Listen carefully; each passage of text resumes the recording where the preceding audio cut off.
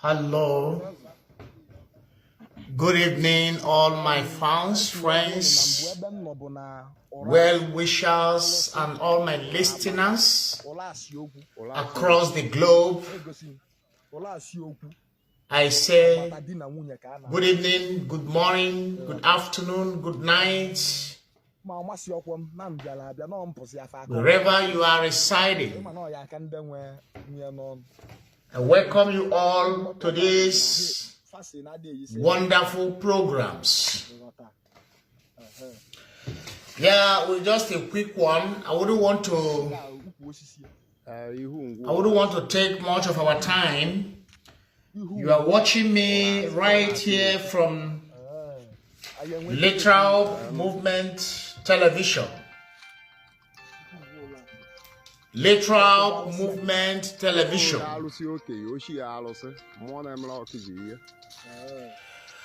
LITRAIOMB simply means liberating the land from idol, ancestral, odinala bondage, and outlawing the land from traditional, outlawing the land from idol and occultism movement in Biafra land. And you are with Mazi D.K. Stephen Chukwudi, the slave and the servant of the Lord God Most High. I say, welcome you all. Share this video and make it go viral. The topic this very evening is about Allah, Ani, Allah. In different Igbo dialects, some Igbo dialects call it Allah, some call it Ani, some call it Ali. So, and that is what we are talking about now. Who is this Allah? We all know that Allah is an Igbo word of grant and attached to the goddess of Ani, the she-demon deity, had laid claim to the earth, and the Igbos worshipped her through the earth. The Igbos worship Ani through the earth. A lot of you don't know what it means when you hear Omenala, Omenale, Odinala. Odinala simply means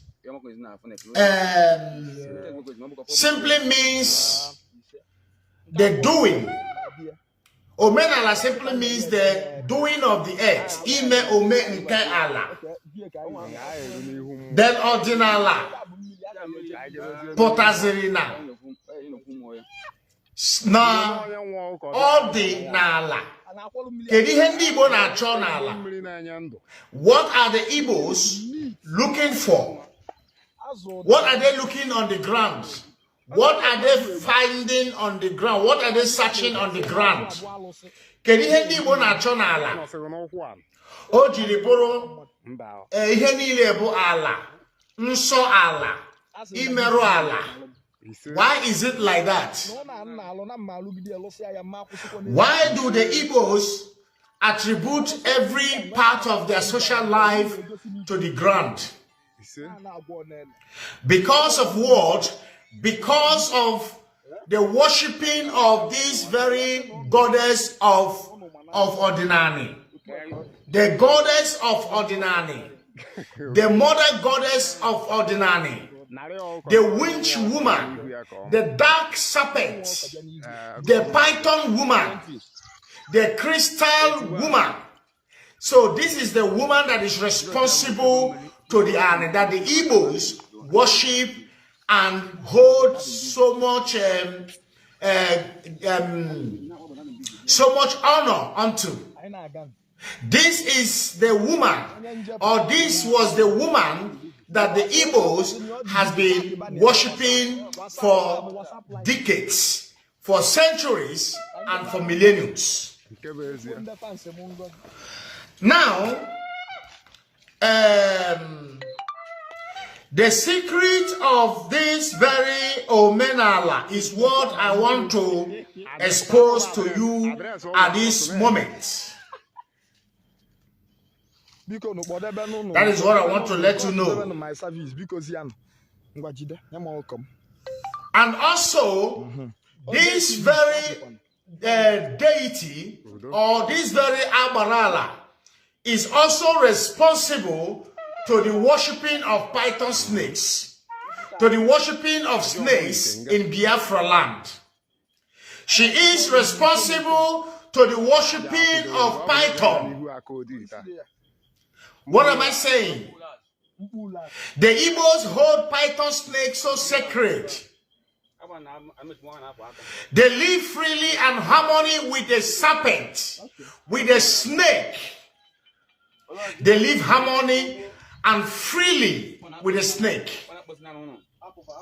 So why must it be so? Why do the Igbos worship snake? Why should human being worship an animal? Which means these goddess of Omenala have reduced the Igbos to nothing. She has reduced the Igbos to nothing by worshipping the serpent. It means that you are now equal with an animal. Get it into your head.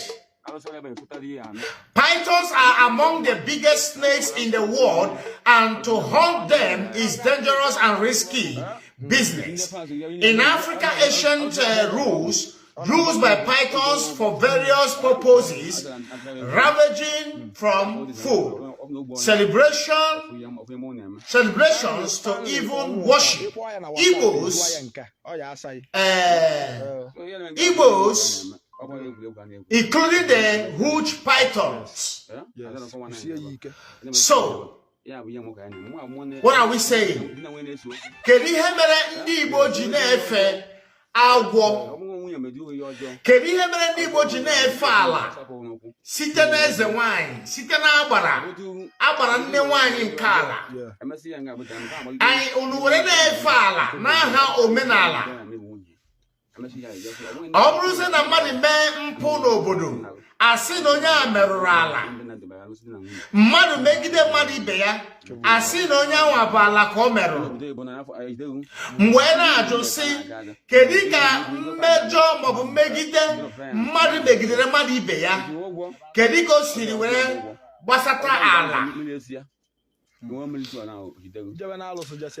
one of the symbols of Allah bụ ji, and that is why ndị Igbo ji na-eme emume iri ji.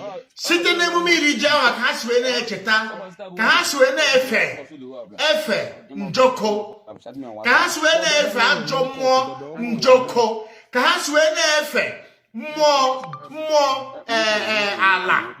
They worship the earth through the New Yam Festival. Ndị Igbo na-eri ji ọhụrụ, na-eme mmemme ji ọhụrụ, na-efe agbara nke ala, na-efe eze nwanyị nke omenala. These things are evil. It cannot get us to anywhere. Unu na-adochi ya anya azụ, na-adochi ya ndị Igbo azụ site n'ife ihe Chineke nna bi n'eluigwe kere eke. Unu na-efe eke, si na anaghị egbu eke n'ala Igbo. Na onye gbuo eke, ọkwa anya dịka esi akwa mmadụ. Onye gburu eke ga-akwa eke ka esi wee na-akwa mmadụ, which means mmadụ na eke bụzi ofu ife. Ọ ihe ọ na-akọwa. Imagine an animal, a crippled animal, the worst of all animals that cripple, animal that has no leg, animal can never hold. The worst of animals so far that God created, can even worship. That is what you worship in the name of idol, ancestral, omenala, superstitious belief. And this very woman is behind all the idol rules, all the idol traditions. Iwu omenala niile ndị Igbo na-ehibe, iwu omenala niile ndị Igbo na-eme observe today. All this very demonic woman, this very she demon, Oya hibesiri omenala. Oya hibesiri wu omenala ndị a niile. Omenala nke sịrị na nwaanyị mụọ nwaanyị na nwoke, nwaanyị tọba nwaanyị ime ma ọ kwụghị ụgwọ isi ya na ọ bụrụ nwoke a nwe nwa. These are the type of rules, injustice rules meted upon us by this very demon goddess. The same Abarawanya, the same Ezewani Koko Shimira, the same Allah, Gwakorona, Nagere wine, Retupu Analo wine, Tupu Mokanalo wine, Oga a machine. There are Zoro wine, Zoro. Can you just imagine? Can you just imagine all this very evil that they call traditions? Asa ruba for bro menala. Ihenda ni le baru barafo. Oh ya buzo menala nyerono. The same menala. We have waron na wani ge bugu. A woman who is be circumcised.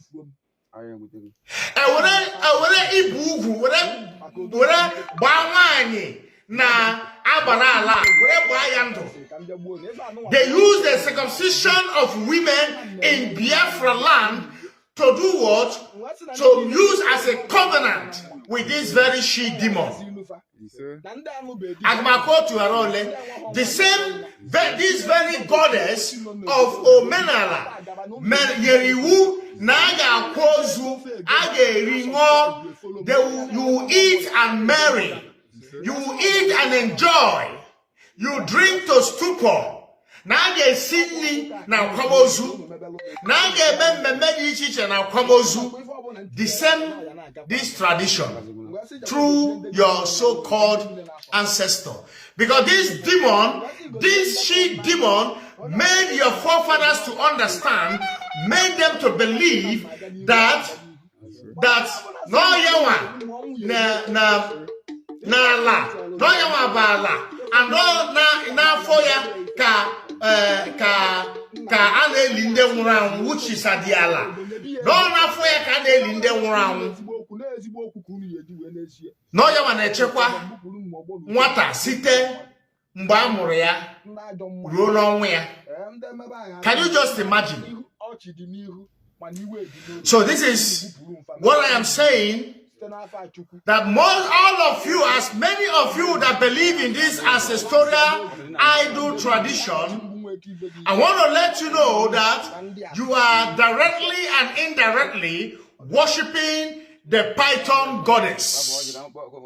You are directly and indirectly doing the doings of the goddess deity of our name.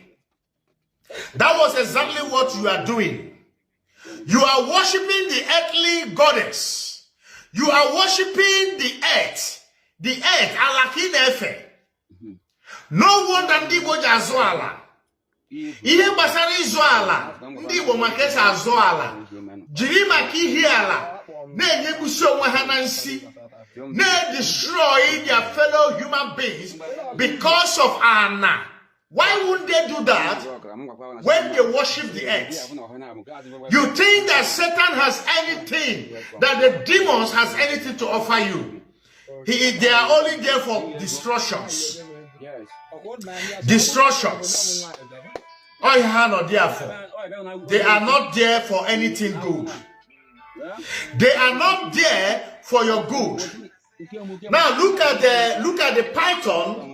This is what you are worshiping as Omenala. This is the symbol of Ani, which is the goddess. The symbol of Ani. Oh yeah, the animal Nagara Yosi Onunefe. This is the animal that you people worship. The reptile animal. The reptile animal that you people are worshiping. Why would God punish us. Can you hear Chineke go joga hatanya fufu? Can you hear Chineke go jam oga haranya inoru? Also, this is what you worship. I am Eken Java. Eki Demi. Never. Ya kono nefe. Iha kono borochi. Iha kono nefe. This is Allah. So onye buri here now. Onye buri eke akita now. Oga kwanya go to Igbos. Share rice, so akpo. Share jollof, share ngongo bute manya bla de rinango. Can you imagine this kind of bewitchment? Atuna atala konu chono. Atoro emerengeri atala konu chono. Animal where is a precious than human being. Animal became so precious than human being, all in the name of your so-called ancestral idol or menala traditions. That kind of man is a precious. Animal is important than human being. And when you woman are asking a mother, ya no ga konya. And when you woman are when you woman are the truth is slow. Mana the same Allah onu na efe. The same Allah kunu na azo. The same Allah kunu je busisi mmado. The same Allah kunu na elijinsi. The same Allah kunu na mengene. Kunu na agana nara madala ya nike. Because unu na efe ala. Unu na efe eke. Na efe mumonwa. Na efe ala eke. Asina na hebu eke ebu. Ebu go meke. Esim Imo State olu. Imo State olu na hebu eke. Mana mbuwa na ekwu okwu eba. Ebu go meke. Ebu ole mo eke. Bupi ishi ye ya na ala. Onweli ihe meren. Heaven did not fall. The sky did not fall on that very faithful day. Odigi ihe meren obosi mburu eke a. What a wicked and adulterous generation.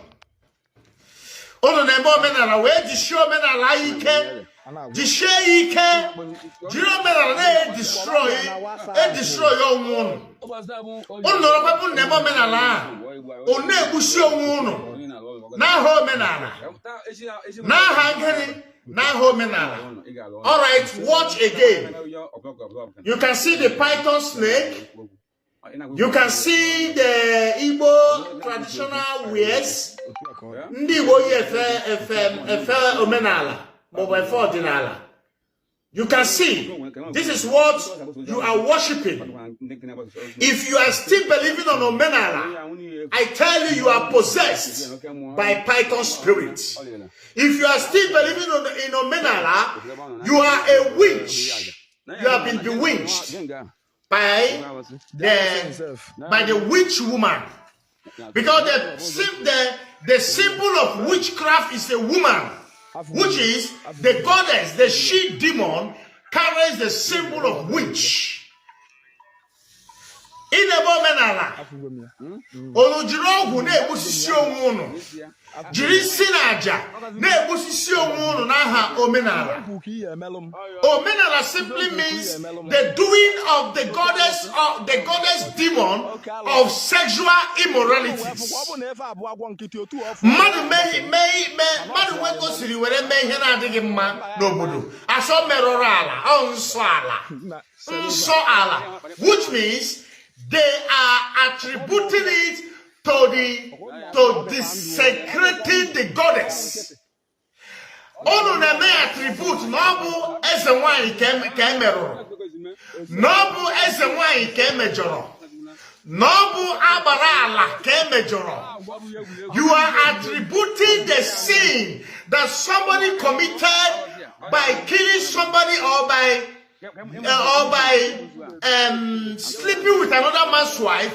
You attribute that sin or that evil to be that the goddess has been desecrated.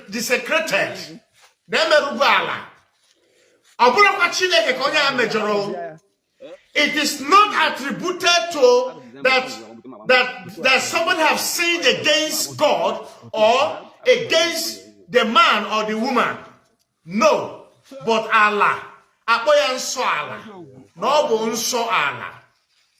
No one that Igbo nejawa ejala when I swear. No wonder. Onu jiri emegiri. Onu jiri ala na sodokwu. Na agbasa kokwu ewere ala na awuyi. Fọdụ asị na ala ga-akụgbu mmadụ. Ala akụgbukwu egi. Ala akụgbu ogi. No wonder. These are the secrets of all these things.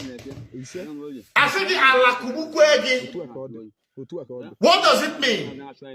They are projecting your debts, calling on the goddess, calling on the deity goddess of Ani to come and kill you. All by this same Allah, this same python goddess of Omenala, all by the same demon that is responsible to blood money rituals. As you can see it today everywhere.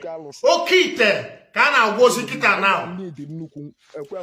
Okite, abazili okite. Instead of iko wego, apoze okite. This woman is responsible to that. The she demon. You can see her on my screen. You can see her with the husband and the child and the horn. You can see. Awagomono na mbona ndị Igbo kacha wee na-efe ekwensu karịcha. Ndị Igbo kacha wee na-efe ekwensu n'ụdị pụrụ iche were karịcha. All right.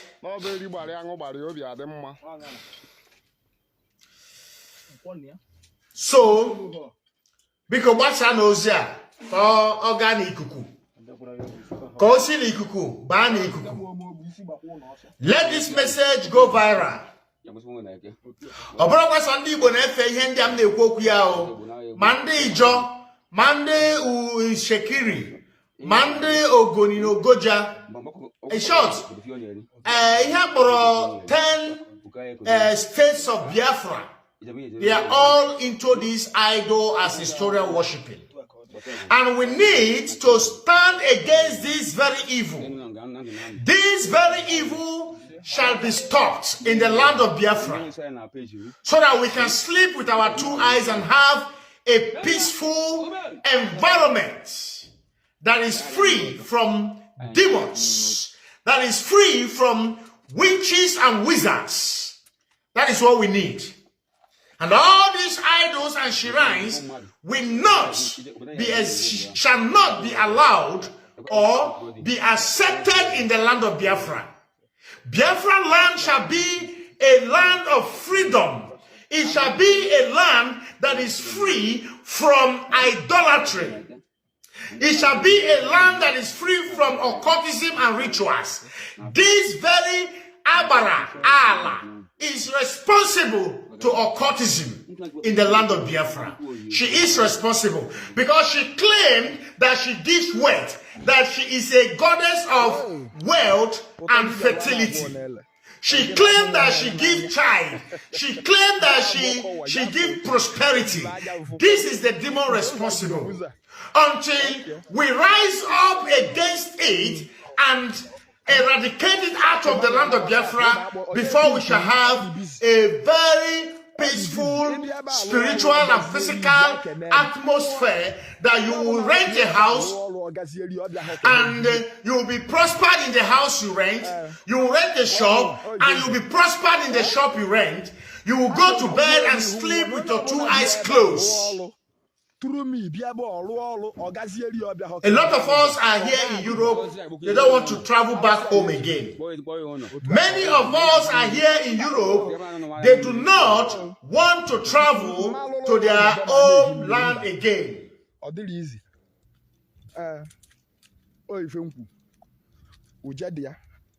Good afternoon.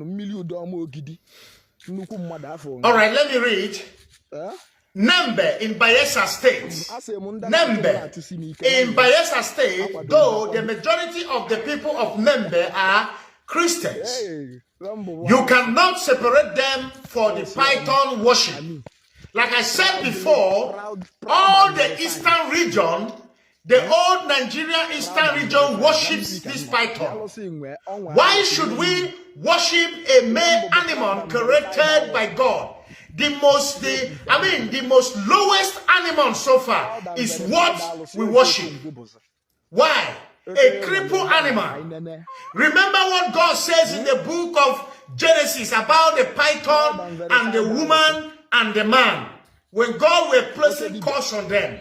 Remember what God says. And today, this very goddess tells you to embrace python. Omenala tells you to embrace python.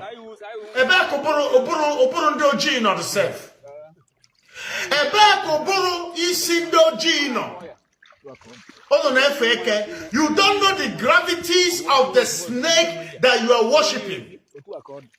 Whatever you worship, you become that thing you worship.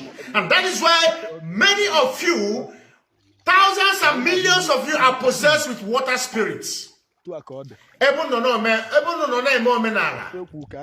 This demon the demons has bewitched 95% of my people. And today, Pastor Jesus Knight Barawaziego, this woman knows what she did. Oh, bewitch China, when the fake prophets, in order to mislead you in total. Why do you believe in python and why do you believe in the serpent-edged goddess? This woman is responsible to the market called Eke. Eke means Eke. E-K-E. Eke. E-K-E. Eke. Get it right into your head. And that is why anywhere they have a Eke market day, there is always a big tree and a